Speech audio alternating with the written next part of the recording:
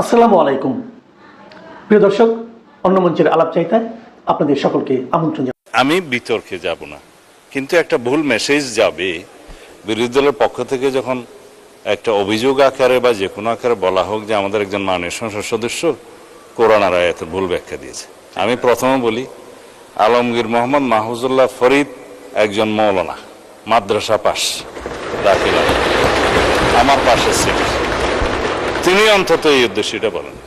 আমরা এই 92% মুসলিম দেশে, জনসংখ্যার দেশে, আমাদের এই মহান জাতীয় সংসদে কোন সংসদ সদস্যের বক্তব্য যদি ভুলক্রমেও ইসলামের প্রতি অবমাননা যদি মূলক হয়, এটা আমরা নিন্দা করব, কিন্তু এইভাবে পলিটিক্যালি ইউজ করা ঠিক হবে না মাননীয় স্পিকার। ধন্যবাদ। এখানে কোরআনের আয়াত কোট করা হয়েছে, লাইন শাকারতুম লাযিদান্নাকুম ওয়া লাইন কাফারতুম ইন্না আযাবি লাশাদীদ। ওনাদের প্রশংসা করলে ওনারা আরো বাড়ায় দিবেন, আর ওনাদের ইয়ে না করলে ওনারকে আমাদেরকে পিটাবেন নাকি, এ ধরনের বোঝাতে যাচ্ছেন। এটা তো আসলে ভুল ব্যাখ্যা হচ্ছে, এটা খুব ভুলভাল বিষয়। এ ব্যাপারে রাসূল ইসলামের কঠোর সতর্কবাণী এসেছে যে এইগুলা বিষয়ে ঠাট্টা বিদ্রুপ করার বিষয় না। আমাদের মাননীয় স্বরাষ্ট্রমন্ত্রী উনি এটা নিয়ে গেছেন মানে দলীয় একটা, এই যে বাজেট বক্তৃতা, বাজেটটা খুব ভালো হয়েছে, অতএব বিরোধী দলকে বাজেটের প্রশংসা করতে হবে। এটা যদি প্রশংসা না করে তারপর আজাব আসবে, এই দিকে নিয়ে গেছিল উনি। এই কথাটা মোটেও সঠিক না। ডান পাশের বন্ধুরা কেন সেদিন মিছিল করেছিল জানতে পারি নাই মাননীয় স্পিকার। আমাদের কাছে এসে, আমাদের প্রধানমন্ত্রীর কাছে, আমাদের মাননীয় মন্ত্রীদের কাছে বাজেট চাইবে, বরাদ্দ চাইবে, কিন্তু রাস্তায় যে মিছিল করবে। সেই কারণে আমি একটি আল কোরআনের আয়াত বলতে চাই, ফাইন শাকারতুম লাযিদান্নাকুম ওয়া লাইন কাফারতুম ইন্না আযাবি লাশাদীদ। শুকর করতে হবে জীবনের, শুকর করতে হবে বরাদ্দের, শুকর করতে হবে মাননীয় প্রধানমন্ত্রী তারেক রহমানের, শুকর করতে হবে আমাদের মাননীয় মন্ত্রীদের। তারা শুকর করে না, কিন্তু স্বীকার করে। সেই জন্য তাদের উপর লাশাদীদুল আযাব, আযাবের কঠিন আযাব তাদের সম্মুখীন করতে হবে। মাননীয় স্পিকার, মাননীয় সদস্য, খুব জরুরি না হলে পয়েন্ট অফ অর্ডারে দাঁড়াবেন না। পয়েন্ট অফ অর্ডার সমসাময়িক চলমান বিষয়ের উপর হতে হবে। এই চলমান বিষয়ের উপর বলবেন, বলুন। ধন্যবাদ মাননীয় স্পিকার। আসলে মাননীয় স্পিকার, কোরআন হাদিসের আয়াত এবং যেই রাসূল ইসলামের বাণীগুলো আছে, এগুলো তো আসলে ঠাট্টা বিদ্রুপের বিষয় না। এটা নিয়ে যদি ঠাট্টা বিদ্রুপ করা হয় তাহলে আসলে খুবই দুঃখজনক। এখানে কোরআনের আয়াত কোট করা হয়েছে, লাইন শাকারতুম লাযিদান্নাকুম ওয়া লাইন কাফারতুম ইন্না আযাবি লাশাদীদ। ওনাদের প্রশংসা করলে ওনারা আরো বাড়ায় দিবেন, আর ওনাদের ইয়ে না করলে ওনারকে আমাদেরকে পিটাবেন নাকি, এ ধরনের বোঝাতে যাচ্ছেন। এটা তো আসলে ভুল ব্যাখ্যা হচ্ছে, এটা খুব ভুলভাল বিষয়। এ ব্যাপারে রাসূল ইসলামের কঠোর সতর্কবাণী এসেছে যে এইগুলা বিষয়ে ঠাট্টা বিদ্রুপ করার বিষয় না। আমি মাননীয় প্রধানমন্ত্রী যখন ছিলেন আমাদের দেশনেত্রী বেগম খালেদা জিয়া, সেই সময়ের একটা জাস্ট খালি ঘটনা উল্লেখ করছি। সেই সময় শাহবাগের সময় কোরআন হাদিস নিয়ে অনেক বিদ্রুপ হচ্ছে, ঠাট্টা তামাশা হচ্ছে। সে সময় একটা চিঠি লেখা হয়েছিল, সেই চিঠিটা নিয়ে যখন আমরা গেলাম, তিনি বললেন কোরআনের একটা আয়াত, সূরা তওবার একটা আয়াত তোমরা যোগ করতে পারো না? কুল আবিল্লাহি ওয়া বিআয়াতিহি ওয়া বিরাসূলিহি ইস্তাহজিউন। এখানে তোমরা কি আল্লাহর আয়াত, আল্লাহকে নিয়ে, আল্লাহ রাসূলকে নিয়ে, আল্লাহর আয়াতকে নিয়ে তোমরা ঠাট্টা মশকরা করছো? তো এটার জন্য তো যদি তোমরা করো তাহলে তোমাদের অবস্থান হবে জাহান্নামে। তো এই জিনিসটা আমাদেরকে খুব সতর্কভাবে নিতে হবে। কোরআন হাদিসের ভুল ব্যাখ্যা, কোরআন হাদিসের এরকম অবমাননাকর কিছু বিষয়, এগুলো আমাদেরকে কোনোভাবে করা যাবে না। এটার ব্যাপারে আপনার দৃষ্টি আকর্ষণ করছি মাননীয় স্পিকার। ধন্যবাদ মাননীয় সদস্য। আমার আলমগীর মাহমুদুল্লাহ ফরিদ একজন পুরনো সংসদ সদস্য। আমার মনে হয় না যে কোরআন হাদিস নিয়ে তিনি কোনো ব্যঙ্গাত্মক কমেন্ট করতে পারেন। তারপরেও আমরা পরীক্ষা করে দেখব, যদি কোনো ভুল ধরনের ব্যাখ্যা দেওয়া হয় কোরআন হাদিসের, সেটা এক্সপান্সড হবে। এবং কোরআন হাদিসের ভুল ব্যাখ্যা, বাংলাদেশ একটি মুসলিম প্রধান দেশ, এই দেশে কখনোই গ্রহণযোগ্য হবে না। পরবর্তী বক্তা জনাব সালাউদ্দিন আহমেদ, আপনাকে 1 নম্বর বলেছে, এটা আপত্তি আছে আপনার?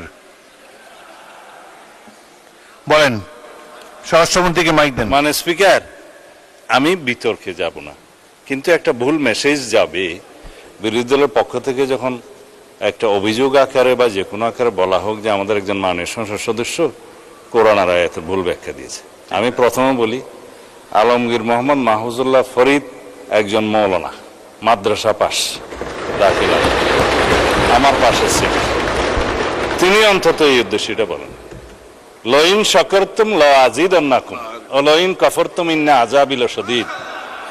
যেটা উনি বলেছেন সেটা প্রাসঙ্গক্রমে বলেছে, আমরা যদি আল্লাহর নিয়ামতের শুকরিয়া আদায় করি, আল্লাহ আমাদেরকে আরো বাড়িয়ে দেয়। যদি শুকরিয়া আদায় না করি, অলইন কফরতুম ইন আযাবিল শাদীদ, আল্লাহ আযাব বাড়িয়ে দিতে পারেন। এখন এটা পলিটিক্যালি কেন বক্তব্য হবে, এটা দিয়ে কেন পয়েন্ট অফ অর্ডারে বাড়ানো হবে, এটা ঠিক হয় না। মাননীয় স্পিকার, তিনি বলেছেন, সৎ উদ্দেশ্যেই বলেছেন, এবং আমরা যেন আল্লাহর শুকর গুজার করি। এইটাকে পলিটিক্যালি আমার মনে হয় মিস ইন্টারপ্রিট করা ঠিক হবে না। মাননীয় স্পিকার, আমরা এই 92% মুসলিম দেশে, জনসংখ্যার দেশে, আমাদের এই মহান জাতীয় সংসদে কোন সংসদ সদস্যের বক্তব্য যদি ভুলক্রমেও ইসলামের প্রতি অবমাননা যদি মূলক হয়, এটা আমরা নিন্দা করব, কিন্তু এইভাবে পলিটিক্যালি ইউজ করা ঠিক হবে না। মাননীয় স্পিকার, ধন্যবাদ। ধন্যবাদ। মাননীয় সদস্যবৃন্দ, আমি তো বললাম যে আলমগীর মোহাম্মদ মাহফুজুল্লাহ ফরিদ তিনি কোনো ব্যঙ্গাত্মক কথা এখানে বলবেন না। তিনি একজন প্রবীণ সংসদ সদস্য, তারপরেও তিনি যে মাদ্রাসার ছাত্র সেটাও বলা হলো। আপনারা নিশ্চয়ই হয়তো ওনাদের চেয়ে বেশি জানেন, অনেক আলেম ওলামা আপনাদের মধ্যে থাকতে পারে, এটা নিয়ে বিতর্ক হোক এটা চাই না। আমরা সবাই মুসলমান, এখানে অধিকাংশই মুসলমান, এই দেশটারও 92% মানুষ মুসলমান। সুতরাং এগুলো নিয়ে সংসদে কোনো রকম বিরূপ আলোচনা হোক, এসব স্পর্শকাতর বিষয়, এটা তো চাই না। ঠিক আছে,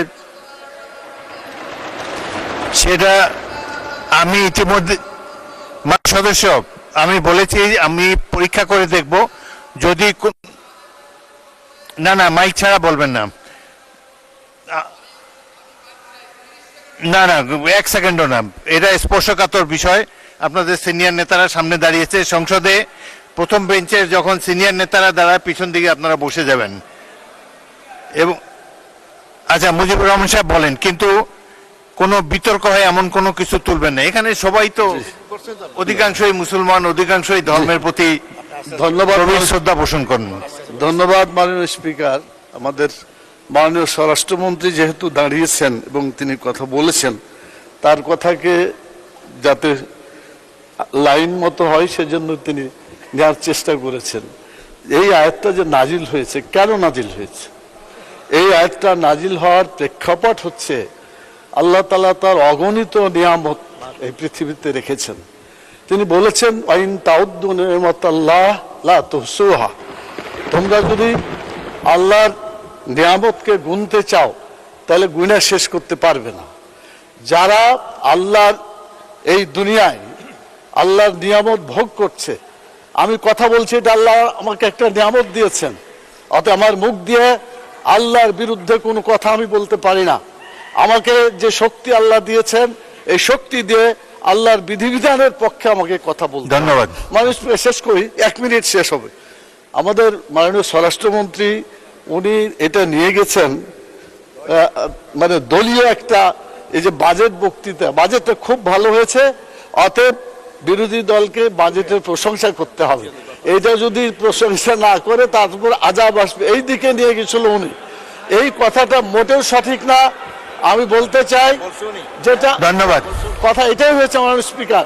আমার মনে হয় আপনি যদি প্রয়োজন মনে করেন একজন আলিমের কাছে যে বলবেন, কোন মানুষের অবদানের কথা এখানে বলা হয়নি। ধন্যবাদ।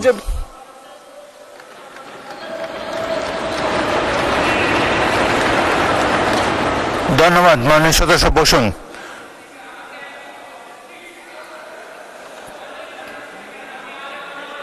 না না ঠিক আছে, না না আমি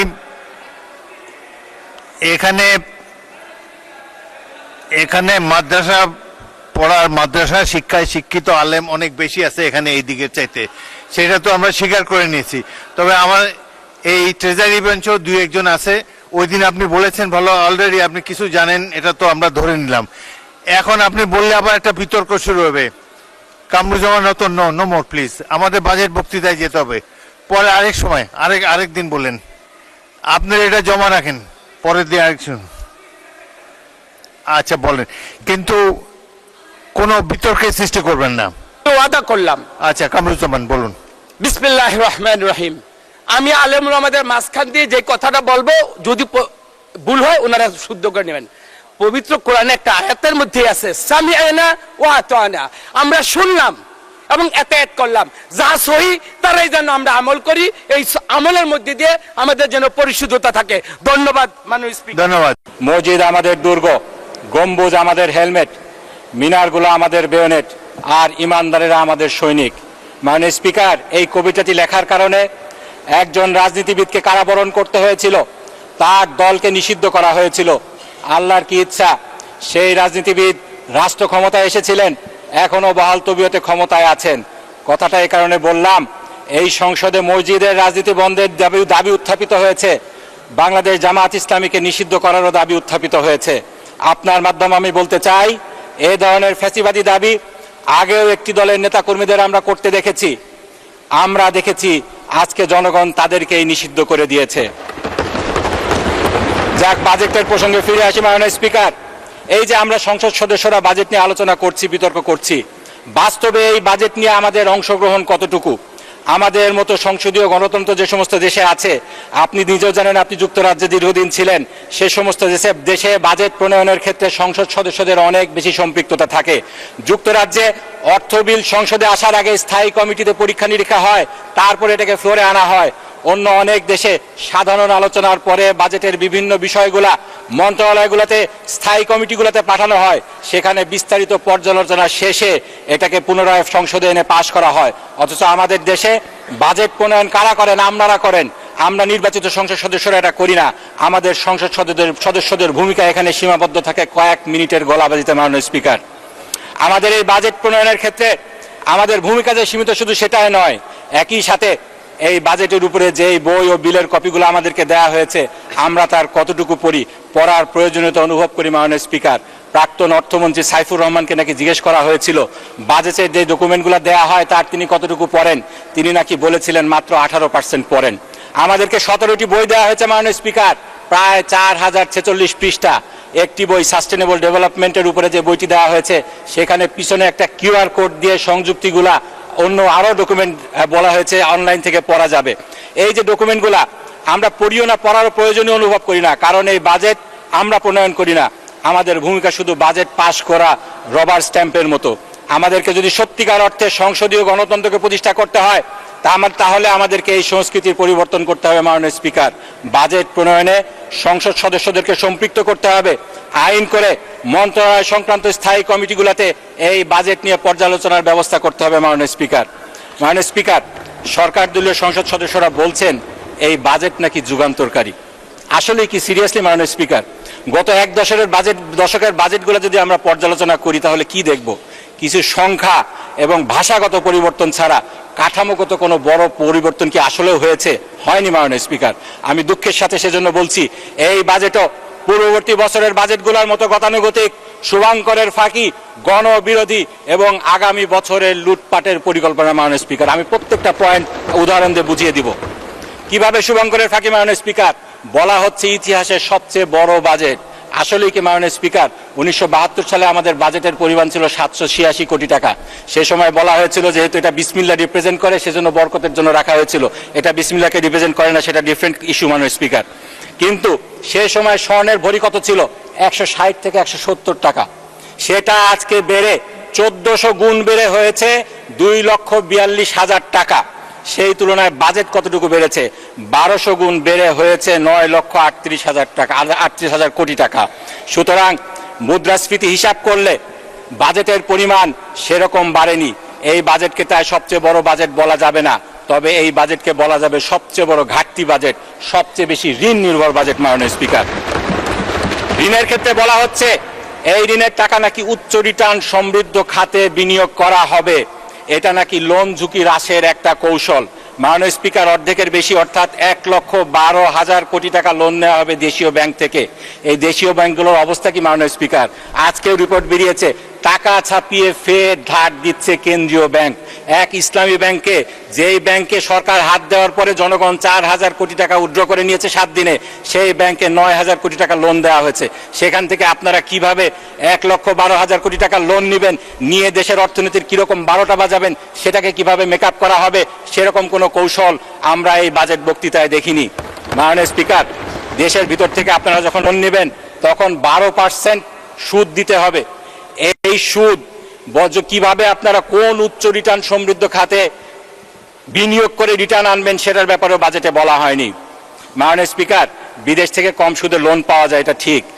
সরকার প্রায় লক্ষাধিক টাকার লোন বিদেশ থেকে আনবেন বলেছেন।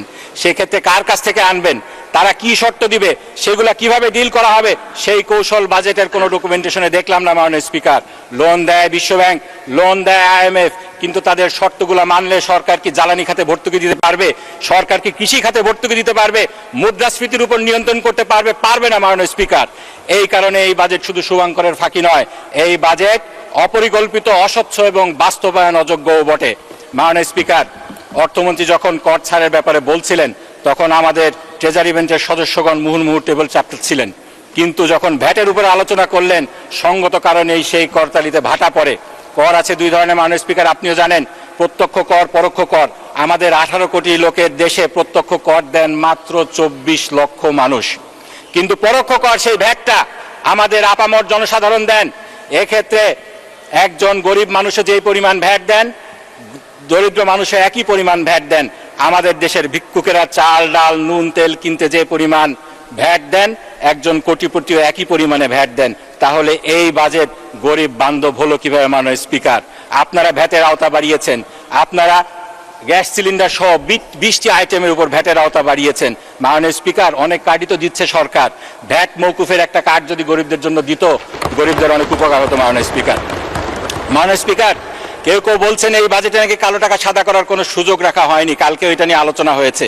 আমরা যে বাজেট ডকুমেন্টগুলো পড়ি না পড়েই বক্তৃতা দেই, তার এটা একটা প্রকৃষ্ট উদাহরণ।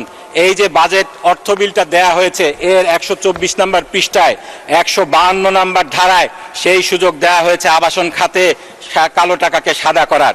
এই কালো টাকাকে সাদা করার সুযোগ দেওয়ার সবচেয়ে বড় ভুক্তভোগী হবে মধ্যবিত্ত শ্রেণী, যারা তাদের সারা জীবনের সঞ্চয় দিয়ে একটি ফ্ল্যাট বা মাথা গোজার ঠাঁই কিনতে চান। তাই আমি এই বাজেটকে মধ্যবিত্তের জন্য স্বস্তি নয়, বরং অতিরিক্ত চাপের বাজেট বলে মনে করি। প্যারাডক্সিক্যালি মাননীয় স্পিকার, বাজেটে জনগণের স্বস্তি প্রদানের উদ্দেশ্যে বলা হয়েছে কিডনি ডায়ালিসিস ফিল্টার আমদানিতে 5% অগ্রিম কর মৌকুফ করা হবে। এতে কিডনি ডায়ালিসিসের খরচ 800 টাকার মতো কমে যাবে, মোটামুটি 2000 টাকায় নেমে আসবে। মাননীয় স্পিকার, এই বাজেট দেওয়ার 2 দিন আগে একটি হাসপাতালের লাইসেন্স বাতিল করা হয়েছে, 8 দিন হসপিটাল।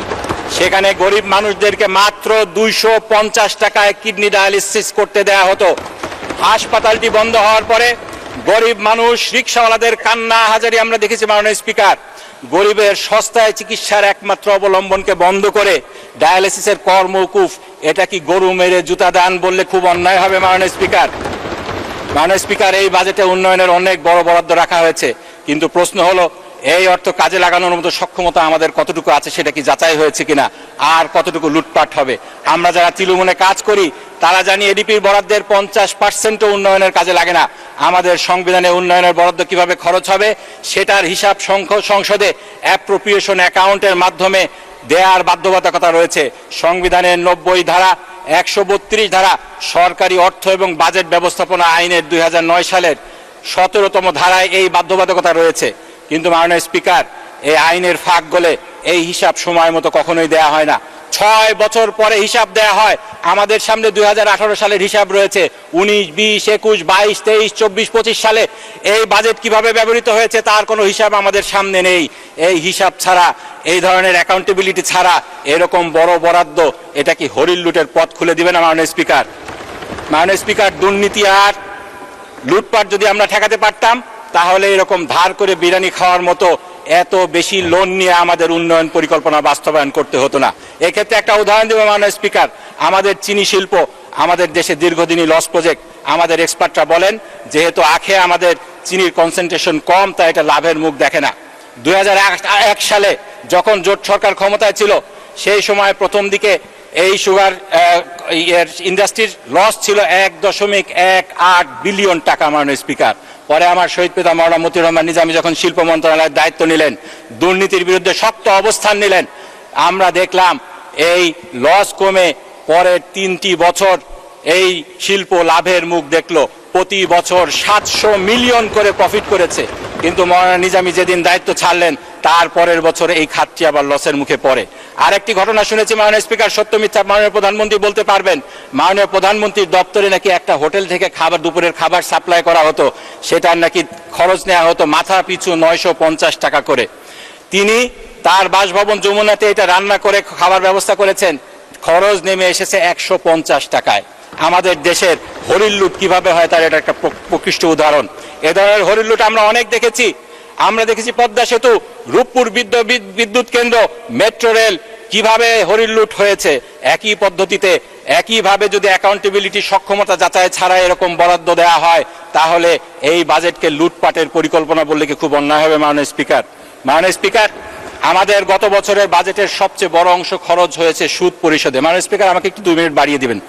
এই বছর সংখ্যার দিক দিয়ে আরো বেশি সুদ দিব। গত 15.5% দিয়েছিলাম আমরা আমাদের বাজেটের, এই বছর 13% দেখানো হচ্ছে। কিন্তু যেহেতু বাজেটের পরিমাণ বেড়ে গিয়েছে, সংখ্যা বাড়লেও শতকরা হিসাবে একটু কম দেখা যায়।